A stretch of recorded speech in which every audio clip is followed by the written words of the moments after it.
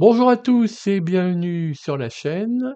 Aujourd'hui, je vais profiter que j'ai dû câbler un petit PCB avec des LED adressables WS2812B. Je vais en profiter pour vous montrer comment je m'y prends. Donc, vous voyez ici, j'ai ma table euh, métallique. En fait, c'est une feuille d'acier qui est collée avec du scotch double face sur un socle en bois. Vous voyez que j'ai une règle en plastique. La barre noire, c'est une barre aimantée. Et en haut, c'est un PCB quelconque. En l'occurrence, c'est celui de ma navette multifonction. Et je l'utilise pour pouvoir mettre de niveau ma règle plastique à cheval sur mon PCB et sur ce PCB de récupération. Alors ici, vous avez un outil qui est pas mal, hein, je le conseille vraiment pour ce genre de travail lorsque vous soudez des composants CMS au fer à souder. Eh bien, la partie noire là, qui est à droite, c'est un socle métallique assez lourd, une embase quoi, hein. Et l'autre partie, je dirais que c'est un pointeur télescopique réglable en hauteur et en translation. Et la partie, on va dire, la pointe, quoi, hein, la pointe, elle est télescopique avec un petit ressort. Donc ça permet, en réglant correctement, de venir appuyer sur le CMS que l'on souhaite souder au fer à souder. Ici, vous avez les produits que j'utilise. Alors, à gauche, de l'alcool isopropylique qui me sert à nettoyer avant et surtout après, hein. Il va enlever tous les flux résiduels de brasure. Donc, vous voyez, c'est une burette, un petit tube, quoi, hein. Pareil pour le flux de brasage, je l'ai mis dans une petite burette également, mais lui encore avec on va dire un tube encore plus petit, de manière à pouvoir injecter, déposer des perles de flux de brasage. À droite, vous avez la référence de ce flux de brasage que j'ai acheté chez BMJ. Alors pour toutes celles et ceux qui veulent en savoir plus, vous me laissez un petit message en dessous de la vidéo YouTube, je le verrai et je vous répondrai. Mais bon, vous aurez aussi déjà pas mal d'éléments dans la description de la vidéo, soit dans celle-ci, soit par un renvoi sur mon GitHub. Alors voilà, ici j'ai posé, vous voyez, on voit le PCB en bas, vert qui me sert de support. On voit la règle en plastique au-dessus. Vous avez vu que j'ai posé la barre aimantée de manière à bloquer tout ça. En dessous du PCB on va dire sur lequel je viens braser les composants, il y a un scotch double face, hein, pour le maintenir aussi, bien qu'il tient très bien avec la règle en plastique. Alors, je conseille quand même que la règle en plastique soit plus propre que ça, mais voilà. Là ici, j'envoie un peu d'air sec pour nettoyer les petites poussières qui pourraient rester. Et je vais nettoyer à l'alcool isopropylique. Voilà. Ensuite, j'u- j'utilise ce qu'on appelle des nano-éponges, des petites éponges qui se vendent dans une boîte avec un grand nombre de nano-éponges, hein. C'est sécable, hein, ce sont des petits carrés, un peu comme des petits carrés de sucre en fait. Voilà, c'est un peu comme ça, et donc il suffit vous en voulez deux, ou un, ou trois, comme vous voulez. Voilà, alors la LED, il vaut mieux éviter de la faire tomber, là, elle a dû glisser de ma pince à épiler.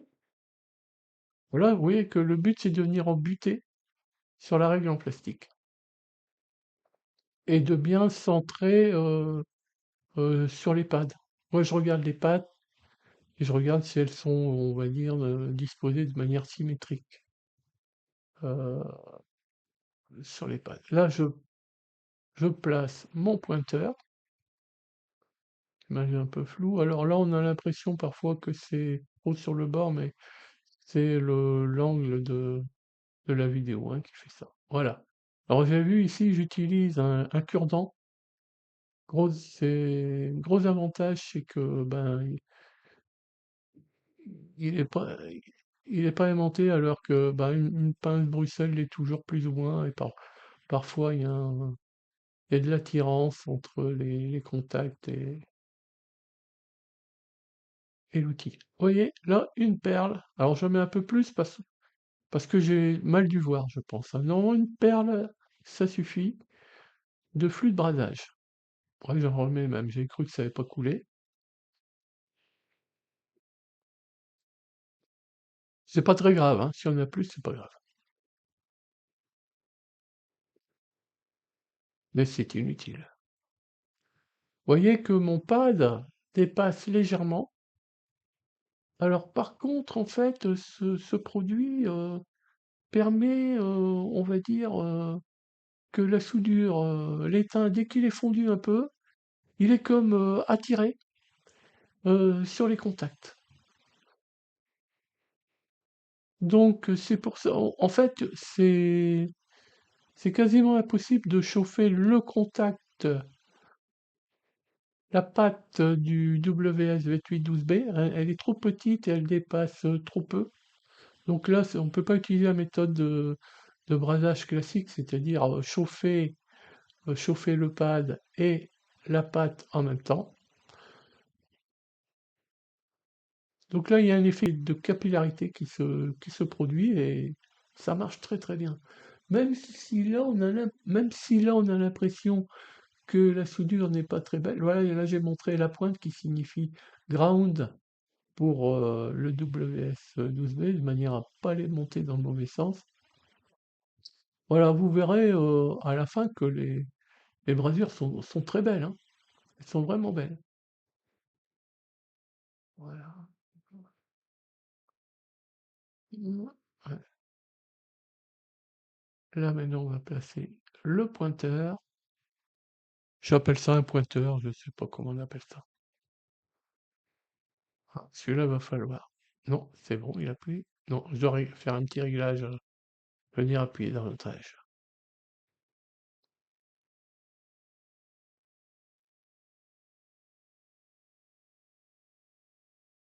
Voilà. Là, c'est bien. On repousse un peu au cas où. Voilà. Le ressort du pointeur est très léger, hein.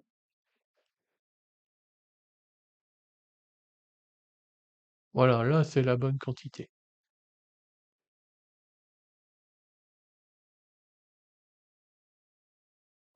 Je sais plus si je l'ai dit, je crois pas. J'ai essayé aussi avec du Mob 39. C'est certainement un bon produit, mais pour ce type d'opération-là, c'est pas ce qui marche le mieux.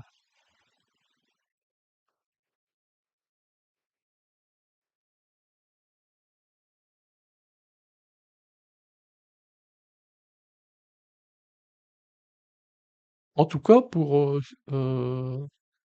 lorsqu'on utilise un fer à souder.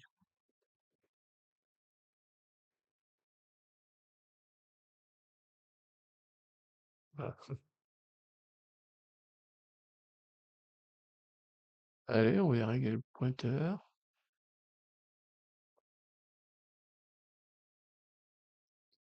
Je crois que dans la vidéo concernant ma navette multifonction, j'ai dû mettre en référence la référence de ce pointeur.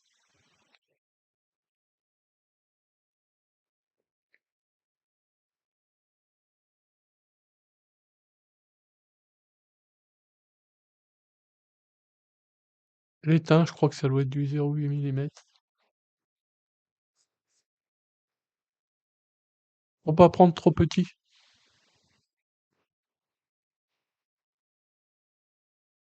Alors les pads, en fait, j'ai pris l'empreinte que l'on trouve, dans KiCad pour les WS 2812B et je l'ai agrandi un petit peu en longueur de manière à ce que le pad vienne un petit peu en retrait du composant pour avoir, vous voyez, là j'ai trouvé, c'est pour avoir la place idéale pour poser la pointe du fer à souder.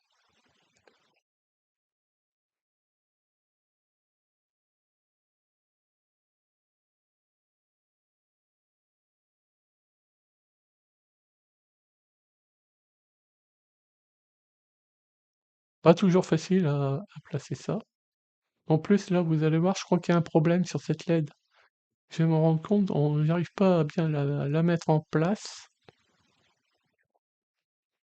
Elle bouge tout le temps.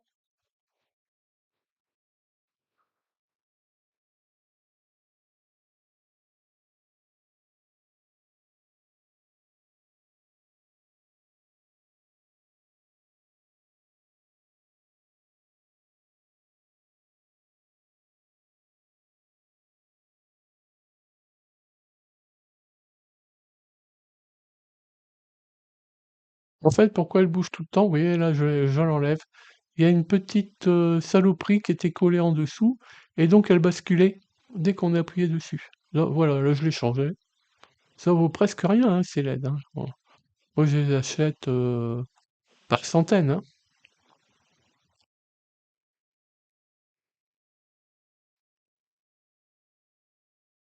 Allez, du flux de bradage. Produit magique, dans ce cas-là. Vous voyez, là, c'était la perle idéale. Ça, c'est la bonne quantité. Il y a un petit doute sur le positionnement. C'est bon. Ah, là, mon fer est un peu encrassé. Oui, je l'ai vu. Je le nettoie. Et puis voilà.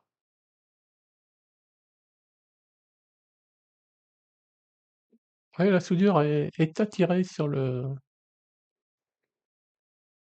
contact et sur le pad. Pareil, flux de brasage.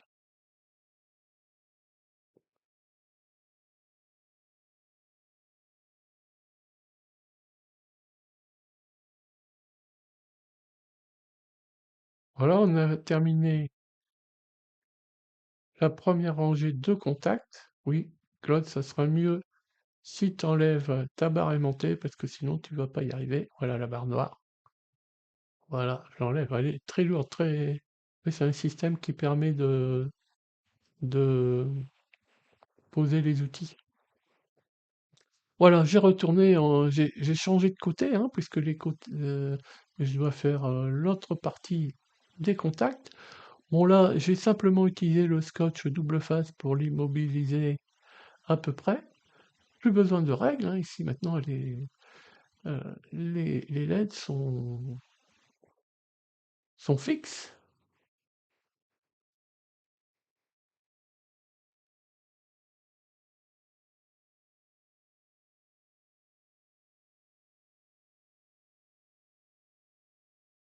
Alors faut savoir que pour faire ça, j'utilise une loupe, hein.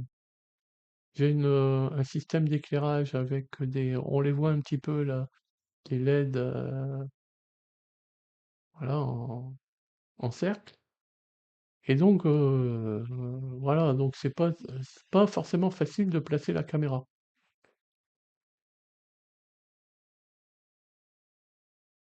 Ah, là, elles sont très belles, les soudures, là.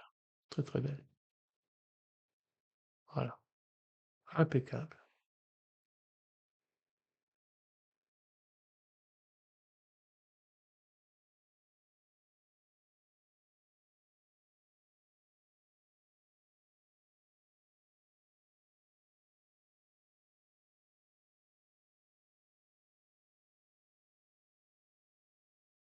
Alors, étant donné que la caméra est de biais, on a des fausses impressions, hein, sur le positionnement des LED, hein. Je peux vous dire qu'elles sont bien positionnées.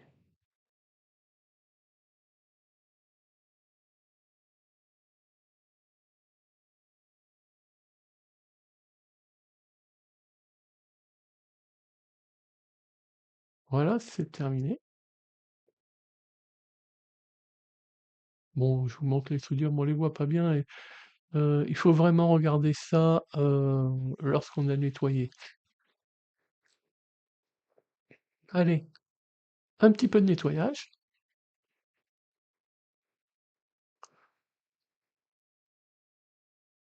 Voilà, donc parfois je mets du spray, parfois même un bain, hein, quand c'est vraiment, les soudures sont très très encrassées. Bon là, c'est quand même des petites soudures et là, cette méthode-là et c'est un petit PCB, cette méthode-là est très bien. Alors j'avais des problèmes, d'auréoles, hein, lorsque je nettoyais mon PCB. D'ailleurs, on utilise ça, ce sont des nano-éponges, hein, avec avec quoi bah, je l'ai déjà dit d'ailleurs. Hem, j'avais des quand je nettoyais le PCB de manière à ce qu'on voit une surface, nickel, eh bien, j'avais des auréoles. Donc j'en ai parlé à mon épouse et elle m'a dit: «Non, c'est pas comme ça que tu dois faire. Voilà comment tu dois faire». Et voilà, en fait, il faut frotter, ju jusque temps que le il faut pas laisser le produit s'évaporer tout seul. C'est là qu'on va avoir des auréoles.